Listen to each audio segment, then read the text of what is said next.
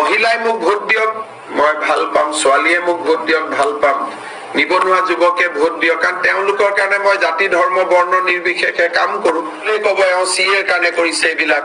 So now one chapter is over, we'll go into the next chapter. মানুহে ration কাৰ্ডখনো পোৱা নাই, আধাৰ নাই কাৰণে। So people are suffering. বহুত লৰাই একদম অসমীয়া মানুহৰ লৰাই আবেদন কৰিব পৰা নাই চাকৰি। মোক কয় মই কি কৰিম, কাৰণ কিবা ক'লে মানুহে ক'ব এওঁ CA সাপোৰ্ট কৰে। Now finally this debate is over. এতিয়া এই কামটোত আমি নামিম আৰু will give justice to all. ডেকা লৰাক চাকৰি দিম, হৈ গ'ল। 1 লাখ কৈছিলো, 1,35,000, 1.5 লাখ মানলৈকে গুচি যাম। গতিকে মোৰ একেদিন ইলেকশ্যনত ঘোষণা যিখিনি মই কৈ আছো সেইখিনি অসম আৰু আমাৰতো নতুন ক'বলগীয়া একোৱে নাই। গতিকে যিখিনি আমাৰ চলি আছে ধুনীয়া আঁচনি, 1 লাখ চাকৰি হৈ যোৱা দিনাখনে 35,000 পাব লাগিব আৰু 25ত আৰু 20-30 হাজাৰক আমি দিব লাগিব, যাতে 1.5 লাখটো পাৰ কৰি দিব পাৰো। গতিকে মোৰ ঘোষণাখন আছে আৰু এইকেইদিন মই ঘোষণাখন গায়ে আছো। মোৰতো পইণ্টটো ভেৰি ক্লিয়াৰ যে যোনে বহু বিবাহ কৰে, যোনে বাল্য বিবাহ কৰে তাৰ ভোট মোক নালাগে, মইতো কৈয়ে থওঁ। কিন্তু এতিয়াৰ মহিলা, শিশু, বিশেষকৈ মাইনৰিটিৰ ছোৱালী আৰু নিবনুৱা ডেকা ল'ৰা, মহিলাই মোক ভোট দিয়ক মই ভাল পাম, ছোৱালীয়ে মোক ভোট দিয়ক ভাল পাম, নিবনুৱা যুৱকে ভোট দিয়ক, কাৰণ তেওঁলোকৰ কাৰণে মই জাতি ধৰ্ম বৰ্ণ নিৰ্বিশেষে কাম কৰো। আৰু অসমত আছে কি আবেদন কৰিবৰ কাৰণে? এটা ইণ্ডাষ্ট্ৰি নাই, এটা হেৰি নাই, এটা মাটি নাই মানুহৰ।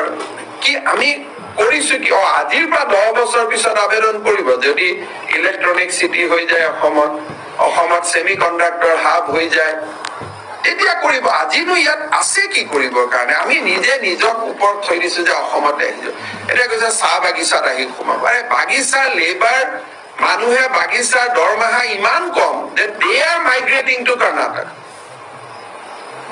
মই বেংগলোৰত যাওঁ, হলত সোমাবই নোৱাৰো। কোনো দোকান পোহাৰ হোটেল চব অসমৰ ল'ৰা আগুৰি ধৰে। কৰ ল'ৰা? বাগানৰ ল'ৰা। এতিয়া যি বাগানত আমাৰ উপাৰ্জনে নাই, সেই বাগানত কোনোবাই আহিব নেকি? গলে গুজৰাটত যাব, মুম্বাইত যাব, কোনোবা যদি আহেও অসমত কিয় আহিব?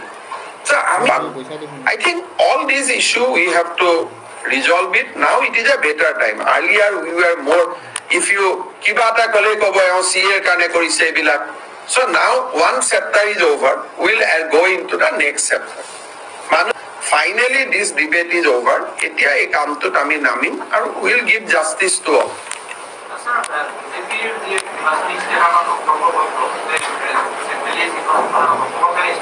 অসমৰ কাৰণে দৰকাৰ নাই। মইতো সংকল্প কৰি দিলো যে ৰেচন কাৰ্ড যাৰ আছে তেওঁৱে অৰুণোদয় হৈয়ে গ'ল, বাইদেউক লাখপতি বনাম হৈয়ে গ'ল, ডেকা ল'ৰাক চাকৰি দিম হৈয়ে গ'ল।